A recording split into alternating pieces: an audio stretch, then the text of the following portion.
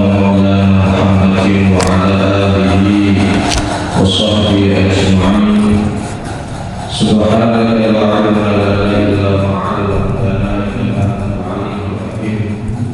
اللهم انفعنا بما علمتنا وعلمنا ما ينفعنا وزدنا علما والحمد لله على كل حال. Bismillahirrahmanirrahim. Wala yadfa'ul madadal habita mithlul kibri li'anna al-ghaytha la yaqarru illa 'alal ardil munkhafidha. Wala yadfa'u lan ora nolak, wala yadfa'u lan ora nolak al-madada ing pertolongane Allah.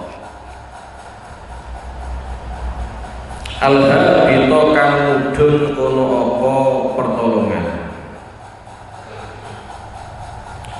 Mithlul kibri apa sepadane sifat sombong. Ora ana sifat sing iso nolak pertolongane Allah sing wis kadung mudhun kaya sifat sombong. Li'annal ghaitha karena setuhune udan. Lianal ghaitha karena setuhune udan iku layak koru ora tetep kono apa al-ghaith. Layak koru iku ora tetep kono apa udan illa alal ardi kejaba ing atase bumi utawa tanah al-munkhafidati kang teka. Al-munkhafidati kang teka. Kaya dene udan ora mungkin iso tetep kejaba ing atase tanah-tanah sing teka. La fawqa rusil jibali, ora ing dalem sandhure pira-pira pucuke gunung. Umpama netes ning kene dhuwur gunung ya nglewati tok. Fakadzalika qulubul mutakabbirin. Fakadzalika mongko kaya mengkono-mengkono udan ora tetep kejaba ing atase tanah sing tekok. Qulubul mutakabbirina utawi pira-pira atine wong sing sombong. Tantati iku pindah anha saking qulubul mutakabbirin apa ar-rahmatu apa rahmate Allah Subhanahu wa taala. Wa tanzilu lan mudhun kono apa rahmate Allah ila qulubil mutawadhiina marang pira-pira atine wong-wong sing tawadhu, wong sing andhap asor. Lawan muradu utahe perkara kang den karepake. Wal muradu utai perkara kang den karepake bil mutakabbirina kelawan pira-pira wong sing sombong. Standar wong diarani sombong cara Islam man iku wong yaruddu kang nolak kono sapa man al haqqa ing kebenaran. Yaruddu kang nolak kono sapa man al haqqa ing kebenaran. Setiap orang yang menolak sebuah kebenaran itu namanya wong sing sombong. Laman orang wong yakunu kang ana saubu apa bajune man hasanan iku bagus. Hasanan iku bagus. Dadi ora iso delok saka penampilan kok saged nggih. Walakinnal kibra lan angin tetapine sifat sombong. Batorul haqqi iku nolak kebenaran. Yakni ngersakake sinten Mbah Musannaf daf'ahu ing nolak kebenaran. Wahtiqarun nasi lan ngremehno menungso. Wahtiqarun nasi lan ngremehno menungso. Kon niki kaitane sifat sombong, kaitane sifat sombong sing mestine ya ora pantes manungsa duweni sifat sombong. Terus ngeten nggih. Ana sifat-sifate Allah Subhanahu wa taala iku memang secara dohir dibagi loro nggih. Secara dohir dibagi loro, ana sifat sing pancen total kita gak oleh niru. Nggih, total gak oleh niru, kaya jeneng sifat sombong. Nggih, kaya jeneng sifat sombong, kumo luhur, ngrasa paling dhuwur niku kita gak boleh meniru.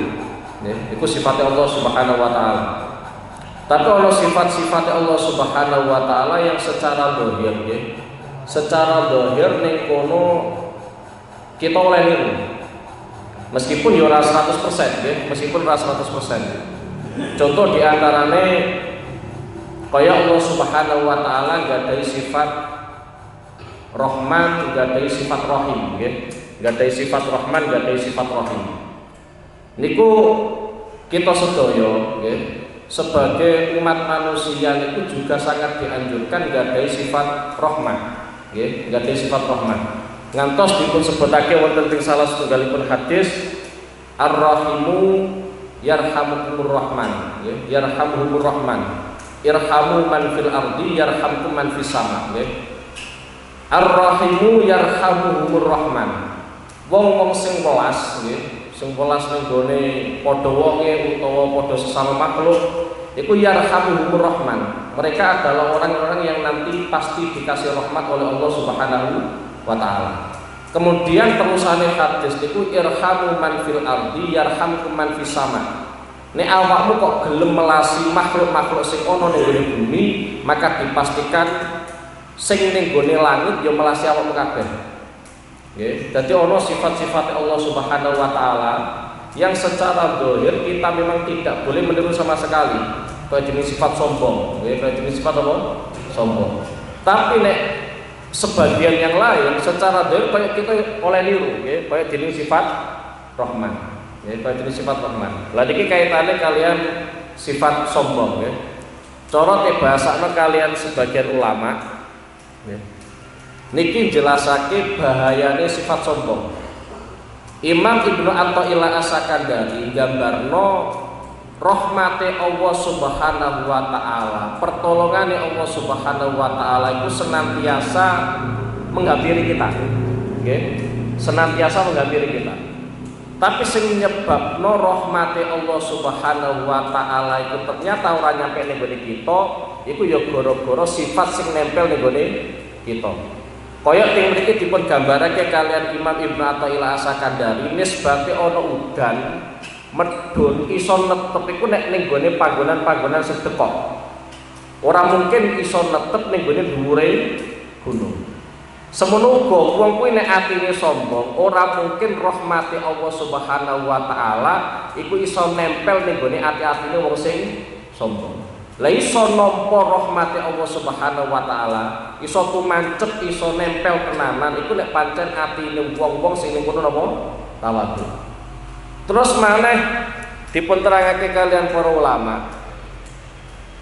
Kemaksiatan yang terbesar pertama kali, ya.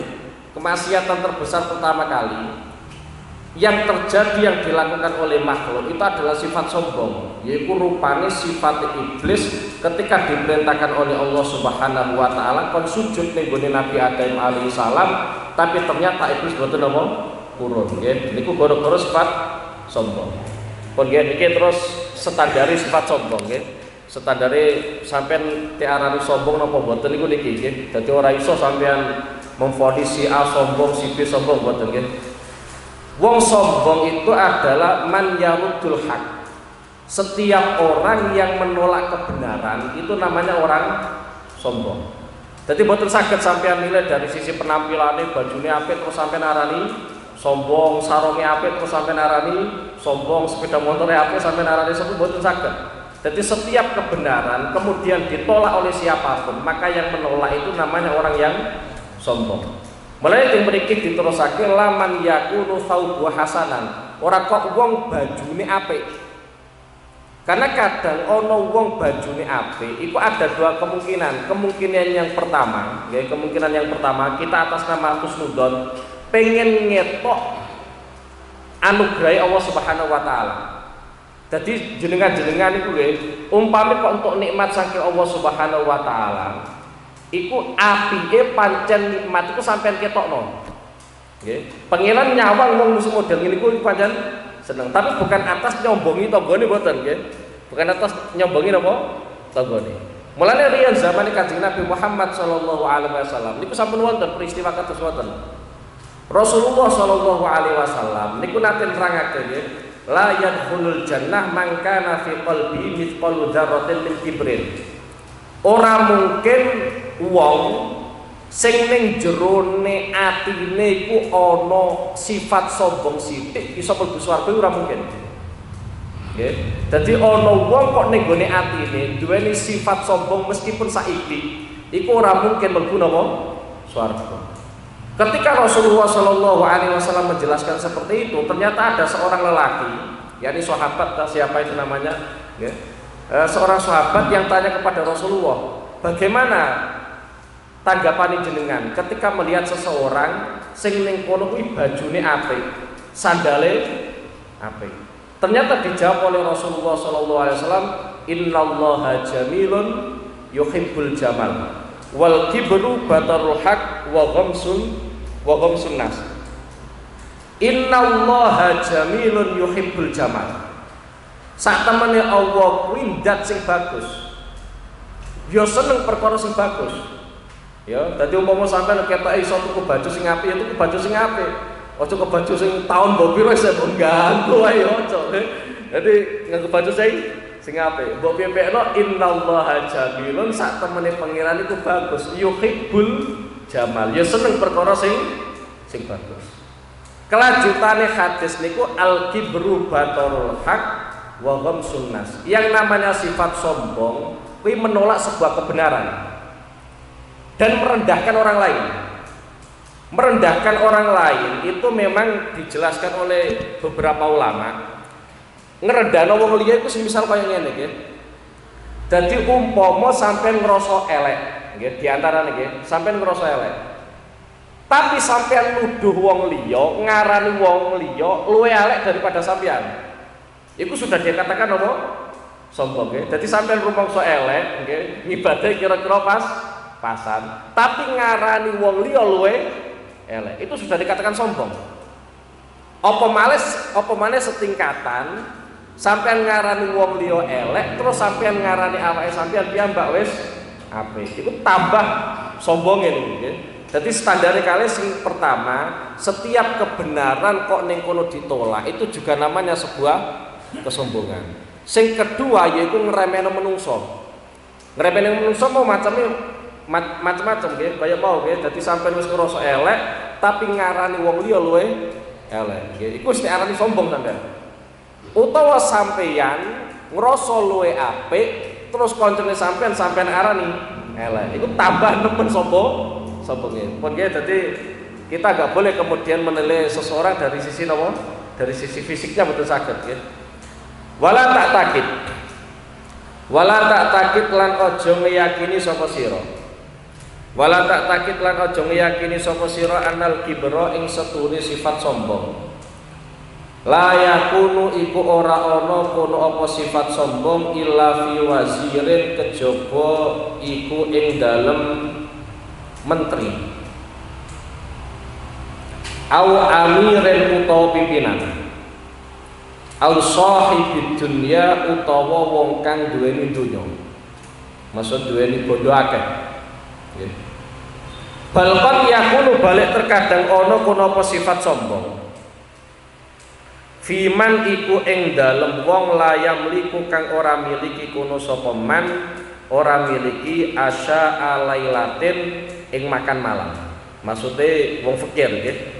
Dadi sifat sombong iku ora mesti menteri sing nglakoni.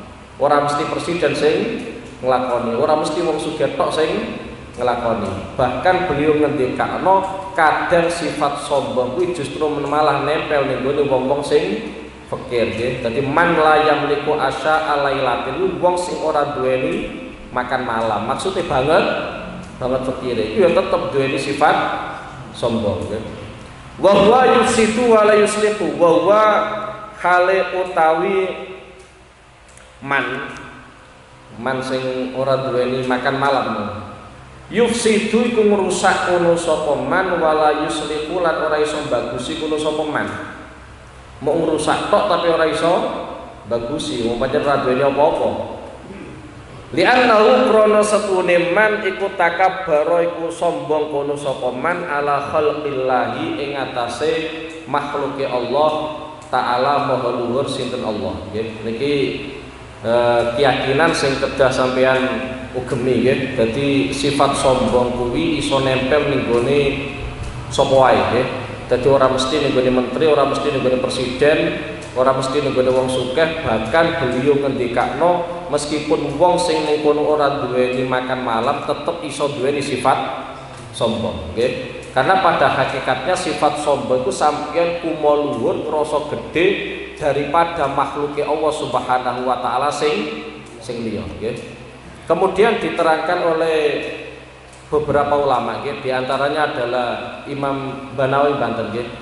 Banawi Banten itu nanti memberikan penjelasan. Sombong itu memang rata-rata nggih, rata-rata ini tidak semuanya nggih. Rata-rata itu memang ada satu sifat dari sekian sifat sing rumangsa tek gadhahi tiyang. Entah sifat itu bersifat duniawi utawa sifat itu bersifat agamis. Contoh diantaranya nggih. Di antara keterangane Banawi Banten, salah satu penyebab wong sombong kuwi ilmu. Nggih. Salah satu penyebab wong sombong kuwi napa? Ilmu. Mbok iku ilmu babakan donya, mbok iku ilmu babakan apa? Akhirat. Nggih. Dadi semisal sak majelis terus aku ngrasa, wah, paling alim dhewe. Meskipun umpama faktane ngono lho, umpama faktane ngono, aku ora iso kemudian apa? Ngrasa paling alim dhewe. Mulai dipun terangake wonten ing salah setunggalipun hadis Kanjeng Nabi nate ngendikake afatul ilmi al-khuyala. Nggih, afatul ilmi al-khuyala. Panca bayane ilmu, bahayane ilmu iku iso nyebabno wong sing duweni ilmu niku napa? Sombong. Nggih. Iku yang pertama nggih. Faktor yang pertama adalah ilmu. Boh dalam urusan ilmu duniawi ataupun urusan ilmu apa? Agama. Nggih. Iku iso nyebabno wong sing duweni nggadahi sifat sombong. Mulane hati-hati nggih, mulane apa? Hati-hati. Sing kedua diantaranya nggih, sing terangake beliau yaitu kaitannya dengan ibadah. Nggih, kaitannya dengan apa? Ibadah. Dadi wong kok sregep ibadah, iku ya potensine tek godho setan akhire nggadahi sifat sombong. Wah, sregep ngaji, sregep ziarah rono rene misal ya kaya ngono ya. Wah, aku wis kono ya. Iku ya potensi dene apa? Sifat sombong. Nggih, padahal ibadah iku ora kanggo sombong-sombongan. Memang ibadah itu memang kewajiban kita ya sebagai seorang hamba adalah apa? Ibadah. Mulane disebutake tenggene salah setunggalipun pengendikan man arafa nafsah faqad arafa rabbah. Wong sing ngerti awake dhewe mesti ngerti pangerane. Nggih. Wong sing ngerti awake dhewe mesti ngerti pangerane. Maksude wong nek wis ngerti tugase awak dhewe iki apa, mesti ngerti hak-hake Allah Subhanahu wa taala. Nek tugase kita ngibadah ya ibadah wae. Nggih. Ibadah itu kita persembahkan untuk Allah Subhanahu wa taala. Ora kok gawe saingan karo tanggane mboten nggih. Ora gawe saingan karo napa? Tanggane nggih. Memang ibadah itu adalah tugas kita nggih. Mulane disebutake man arafa nafsah faqad arafa rabbah. Jadi ibadah itu juga berpotensi berpeluang menyebabkan wong kuwi napa? Sombong nggih. Sing ketiga diantarane sing dijelasake kalian para ulama yaiku nasab. Nggih. Nasab nggih. Nasab nggih. Sampai nek nasabe wong apik iku ya rawan. Nggih. Nasabe wong apik. Mestine nasab apik iki bener-bener dijogo. Nggih. Ora kok malah tek gawe agak-agakan tok. Mulane Kanjeng Nabi Muhammad sallallahu alaihi wasallam niku nate ngedekate ting gede salah setunggalipun hadis man abtu abihi amalu lam yusri bi nasabu nggih. Man abtu abihi amalu lam yusri bi nasabu. Wong sing ning kono kok ngamale kendo, nasabe ora iso nulung nggih. Nasabe ora iso napa? Nulung. Lah mulane nasab kuwi satu sisi ya ana sisi keistimewaane, yaitu dari sisi mbahku iki wong apik, aku nek apik elek kok ketoke kok sungkan. Lha iku yo nek apik dadi gawe napa? Ngerem. Tapi nek gawe agak-agakan tok terus dene akhire dadi wong liya, lha iki yo repot nggih. Mulai di antara penyebab yang paling fatal wong akhire sombong yaiku kaitane kalian nasab nggih. Terus malih di antarane yaiku bondo nggih. Wong duweni duit akeh iku yo repot nggih.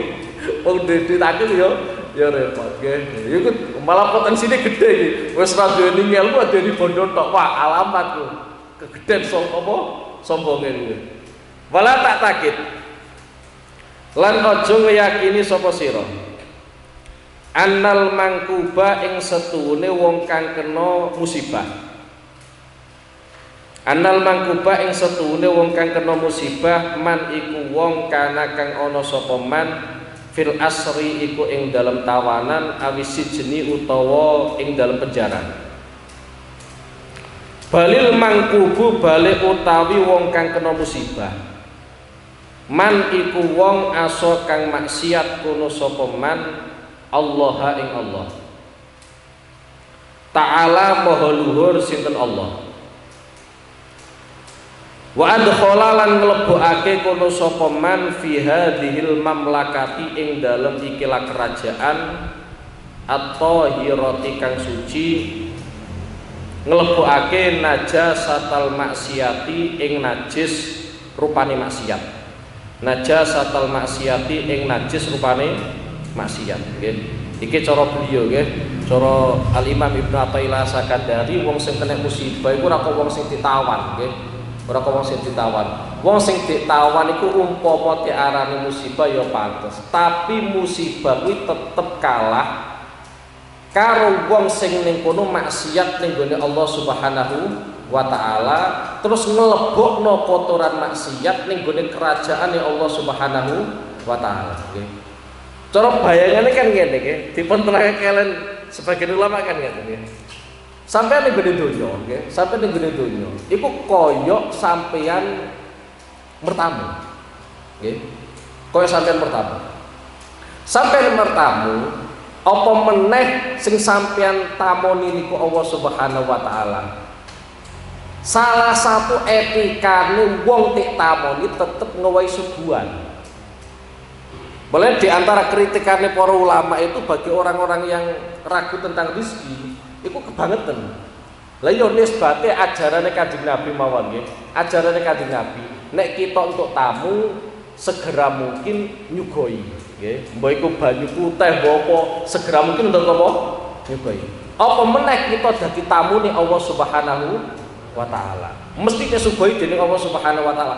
Artine dalam urusan rezeki mesti dipun cukupi dening Allah Subhanahu wa ta'ala. Kalau kita posisinya itu menjadi tamu nggih ning gone omahe Allah. Aja kok ning gone omahe Allah, sampean mertamu ning gone tanggane mawon. Terus sampean ngelek sak penake sampean iku. Nggih, ngelek ning gone ruang tamu, engko mlebu sithik, mbok cecer-cecer, kan ya ora pantes. Iku lagi ning gone omahe apa?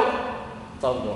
Apa meneh ning gone kerajaane Allah Subhanahu wa ta'ala sampean ngececer-cecer maksiat ning ndi nggon. Angger ngetan ya maksiat, ngulon maksiat kidul maksiat. Iku nek duweni utek asline ya banget gak pantes deh. Tapi kan jarang mengangen-angen kaya ngene iki. Lah iki wong cara beliau Imam Ibnu Athaillah As-Sakandari wong sing paling kena tearani untuk musibah yaiku wong sing wani maksiat ning gone Allah Subhanahu wa ta'ala. Terus maksiat iku ning gone kerajaane Allah Subhanahu wa ta'ala. Pun niku ya. Bismillahirrahmanirrahim. Kathirun iku akeh.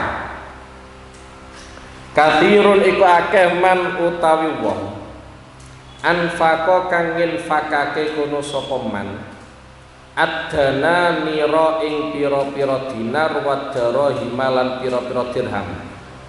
Wis akeh nggih wong-wong sing ning kono padha nginfakno, padha nyodakono dinar kalian dirham.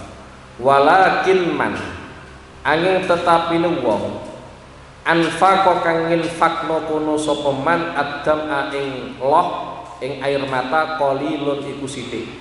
Qalilun iku sithik nggih. Maksude wong ku nek sedekah bondo iku wis akeh nggih, contoh-contone ya wis akeh nggih. Tapi sing nginfakno utawa sing nyodakono air mata niku sithik nggih. Dadi nyesel gara-gara dosane utawa apa niku sithik nggih. Ngeten nggih, pancen zamane ora zaman nangis. Zamane ora zaman apa? Nangis nggih. Cara wong biyen gampang nangis nggih. Cara biyen gampang nangis saking aluse atine nggih. Di antara keterangan Sayyid Abdul bin Alami Al-Haddad nggih, kula tesih emut niku di antaranya adalah yang digambarkan beliau adalah yang pertama Sayyidina Abu Bakar As-Siddiq nggih. Sayyidina Abu Bakar As-Siddiq niku setiap kali baca Quran nggih, setiap kali baca Quran kon nahan air matane gak iso. Setiap kali baca Quran nggih. Lagi itu krungu Quran, maca Quran ya belas ora gampang. Belas ora gampang kumboy saking atase ati wong piye nggih. Dan kisah seperti itu nggih. Kisah di mana Sayyidina Abu Bakar setiap kali membaca Al-Qur'an kemudian mengalirkan air mata itu disaksikan oleh Sayyidah Aisyah. Garwane Kanjeng Nabi Muhammad sallallahu alaihi wasallam. Mulane pada saat Kanjeng Nabi mengutus Abu Bakar nggih, mengutus Abu Bakar untuk mengimami sholat, itu diantara masukannya Sayyidah Aisyah kepada Rasulullah Shallallahu Alaihi Wasallam, ampun Abu Bakar, soalnya Abu Bakar itu rojulun asif, wong lanang sing gampang nangisan. Kuatirnya nek pas maca Quran nggih, pas bar Fatihah maca Quran bopong kok akhirnya nangis, malah sholatnya ora terus. Itu yang dikhawatirkan oleh Sayyidah Aisyah radhiyallahu taala anha. Karena berulang kali Sayyidina Abu Bakar itu kalau baca Quran ya mesti mengalirkan air mata. Saking gampangnya apa? Nangis. Kemudian lagi diantaranya adalah Sayyidina Utsman bin Affan. Sayyidina Utsman bin Affan itu tiap kali nyawang kuburan, nyawang tok. Ora sampai tahlilan barang gitu, ora sampai ngomong tahlilan gitu, ora selfie barang ora sampai gitu. Lagi nyawang mawon. Iku tangisan. Bahkan tiyang ingkang nderekake Sayyidina Utsman bin Affan niku nate matur teng Sayyidina Utsman bin Affan. Kula niku mirsani jenengan nek maos Quran nggih nangis. Tapi nangisin jenengan pas ningali kuburan niku luwih dahsyat daripada nangisin jenengan pas maos Quran. Sayyidina Utsman itu nyawang kuburan mawon nggih, nyawang kuburan. Niku mawon ketika menangis, jenggot sing ketel iku terus kabeh koyo udanan. Saking dredosane tangisane Sayyidina Utsman bin Affan. Kemudian Sayyidina Utsman bin Affan jawabi. Aku kelingan dawuh Kanjeng Nabi Muhammad sallallahu alaihi wasallam, al-qabru awwalu manzilin min manazilil akhirat. Kuburan itu adalah tempat transit pertama dari sekian tempat transit ning gone akhirat. Maksudnya nek ning gone kuburan kok kepenak, maka perjalanan selanjutnya mesti kepenak. Tapi nek ning gone kuburan kok wis kangelan kabeh, nggih, wis kangelan kabeh. Yo aja arep-arep perjalanan selanjutnya apa kepenak. Ngono tek sing ning gone alam kubur wis ora gelem ndongakno wa innalillahi wa inna ilaihi raji'un tenanan. Iku Sayyidina Utsman nyawang kuburan mawon apa? Tangisan. Nah, kita nyawang kuburan nyantai mawon ya. Maca Quran ya sumpah. Iku saking atose atine kita nggih. Al-ahmaku utawi wong kang kumprung nggih. Wong kang goblok lah. Man iku wong mata kang mati sapa waladu sapa anak iman. Wa ja'ala lan tumandang sapa man ya beki hale nangis kono sapa man alaihi ing atase walad. Wala ya beki lan ora nangis kono sapa man alama ing atase perkara fata kang pot kono apa ma hu ing man minallahi saking Allah azza wa jalla nggih. Maksudnya ngeten nggih. Dadi iki wong goblok, wong kumprung iki cara gampangane kon ngalor yo malang ngidul, kon ngidul yo malang apa ngalor kon ngetan malah ngulon kon ngulon malah ngetan iki lho kira-kira kaya ngono nggih. Dadi iki pancen sampean ketok kekurangane iku kadang perlu dibandingno nggih. Teng mriki disebut ahmak nggih, disebut wong kumprung utawa wong bodho. Wong sing ning kono umpama tinggal mati anake kuwi tangisan. Tapi ora tau tok jatah keapian sangka Allah Subhanahu wa taala, ora tau nangis. Nggih. Dadi umpama ana wong kok duweni anak, anake mati piyambake tangisan. Tapi keapian saking Allah Subhanahu wa taala sing piyambake ora tok jatah blas ora tau nangis.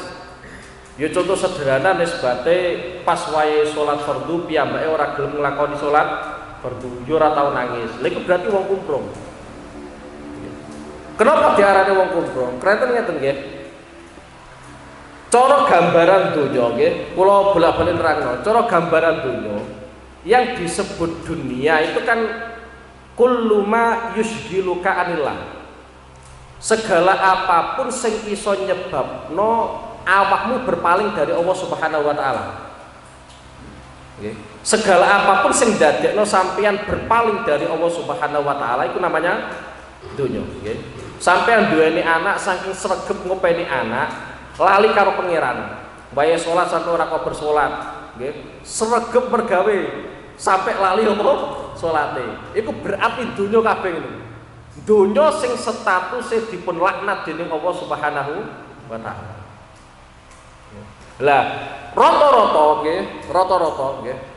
Wong nek duweni anak nggih, iku ibadahe biasane terforsir kanggo anak.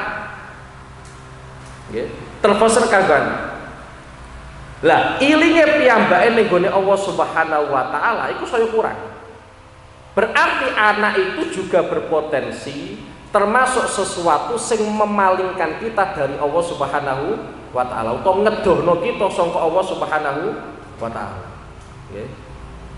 Lah itu di antaranya innama amwalukum wa auladukum fitnah nggih. Dadi anak karo bondo iku kadang dadekno fitnah. Kenapa bisa menjadikan fitnah? Karena menjauhkan kita dari Allah Subhanahu wa taala.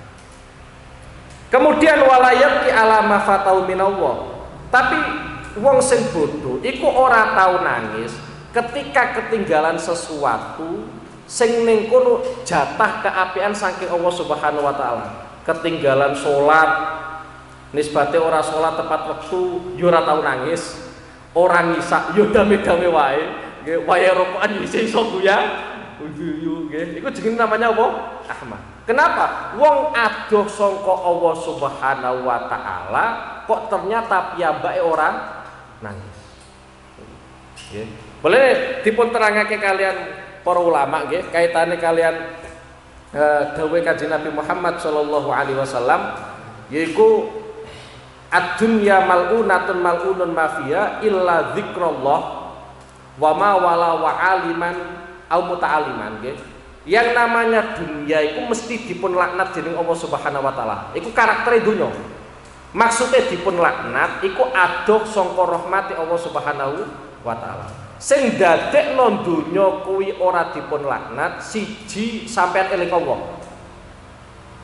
Nggih. Mulane saking pentinge zikir ning gone Allah Subhanahu wa taala sampai ning gone Quran dipun sebutno fadhkuruni adzkurkum.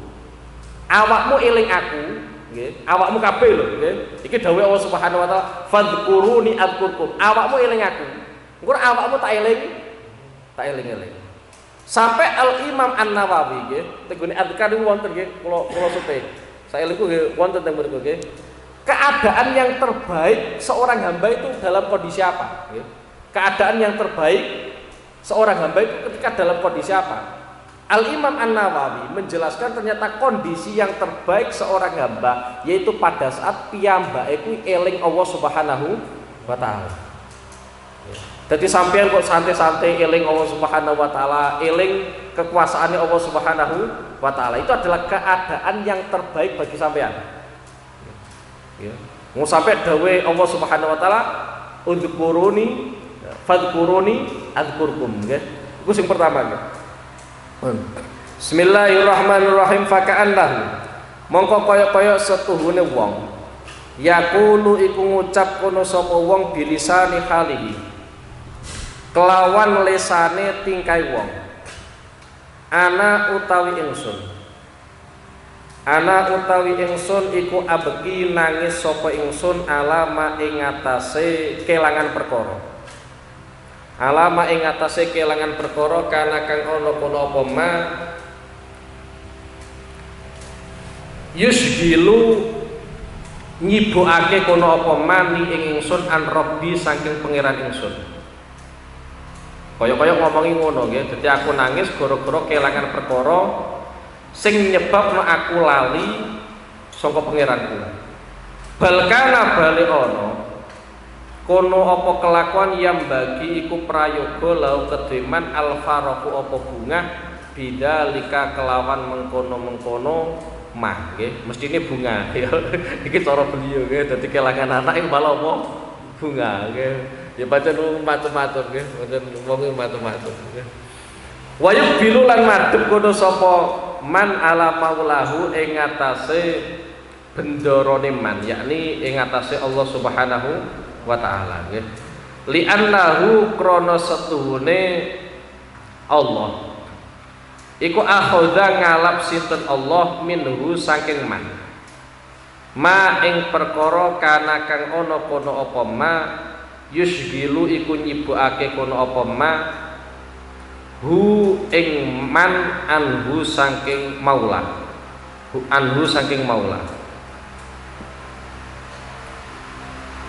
Pergi niki kaitane perkara-perkara sing sampun ketinggalan nggih, perkara-perkara sing sampun ketinggalan di antara resepe para ulama nggih, di antara resepe para ulama niku yang pertama adalah zikir nggih, di antara yang pertama adalah zikir nggih. Kita jelasno kaitane kalian zikir karena dalam ayat Al-Qur'an itu wong sing zikir iku dapat jaminan a'adallahu lahum maghfiratan wa ajron azimah nggih. Wong sing sregep zikir ku siji untuk ganjaran sing luar biasa. Sing kedua adalah maghfirah, pengapura saking Allah Subhanahu wa taala nggih. Kemudian standar wong iso diarani ahli zikir itu seperti apa nggih. Soalnya kadang penampilannya sampean ketek ora ahli zikir ujug-ujug nang ahli zikir. Ketek pisui sepisan nang malati ternyata niku ngerti nggih. Ngeten nggih, pancen ulama-ulama niku benten-benten standar nggih, benten-benten standar. Wonten ulama ingkang memberikan standar nisbate sampeyan gadahi rutinan nggih. Semisal bar subuh sampeyan kok maca Quran setengah juz. Iku rutin sampeyan lakoni nggih. Iku rutin sampeyan lakoni sampeyan istiqomai. Maka itu sudah masuk dalam kategori adzakirina. Wong-wong sing ahli zikir. Nggih. Dadi wong-wong sing kapasitasnya ahli zikir. Beda nek sampeyan umpama kok sedina tok maca setengah juz sisuke wis pensiun. Iku wis diarani zikir nggih. Wong zikir, tapi belum kapasitas wong sing ahli zikir ya. Lah artine nggih nek nganggo standar niki sampean sing penting gadahi wiridan sing ning kono setiap hari sampean istiqomah sampean lakoni. Ya nisbate sampean maca subhanallah ping 33 utawa hasbunallahu wa ni'mal wakil 100 piro lah kira-kira sampean apa istiqomah. Lah itu kemudian nanti mendapatkan standar wong-wong sing ahli apa? Ahli zikir. Nggih. Wonten malih ingkang memberikan penjelasan, orang-orang yang ahli zikir itu adalah orang-orang yang setiap keadaannya itu nanti piyambake eling apa? Maksudnya orang kudu lesan nggih. Orang kudu apa? Lesan. Mulane Al-Imam Ibnu Athaillah As-Sakandari tenggone kitab Miftahul Falaq nggih, tenggone kitab Miftahul Falaq niku nerangake wong sing ngulang nggih, wong sing ngulang kaya aku ngene iki lah gampangane nggih. Iku sudah masuk dalam kategori zikir. Semono uga wong sing ngaji. Nggih. Wong sing ngaji termasuk wong sing Zikir. Artinya beliau menggambarkan wong sing zikir iku ora mesti secara lisan piyambake maca subhanallah subhanallah subhanallah boten. Kranten apa? Kranten zikir niku kalau dalam pemaparan ulama-ulama ahli tasawuf niku lebih luas. Ana kalane nggih, zikir niku nganggo ati tok. Nggih. Dadi sampean ketoke mau meneng tapi atine eling apa? Allah. Sapa ngerti? Ujug-ujug sesuk-sesuk holy gitu. Nggih. Utawa nganggo lambe tok, nggih. Nganggo lambe tok, tapi atine wis kosong. Pikirane ngelamun boten kandidi tapi apa? Lambene zikir. Iki yo termasuk zikir nggih. Lah, sing apik nek iso nggih, nek iso sampean memadukan antara zikir bil qalbi kalian zikir bil lisan nggih. Dadi lisane yo zikir, atine yo zikir nggih. Soale ini ibadah yang paling gampang nggih, ibadah yang paling gampang siji ora perlu syarat, kudu suci, kudu apa, kemudian dijelaskan lagi oleh para ulama sampai zikir karo laye-laye iso, karo lugu iso, karo ngadeg yo iso nggih. Pun nggih. Wa qabihun bika antasi bahwa anta tiflul akli sallallahu alaihi wa Maulaya salli wa sallim daiman abada ala habibika khairil khalqi kullihim huwal habibul ladzi turja syafa'atuhu al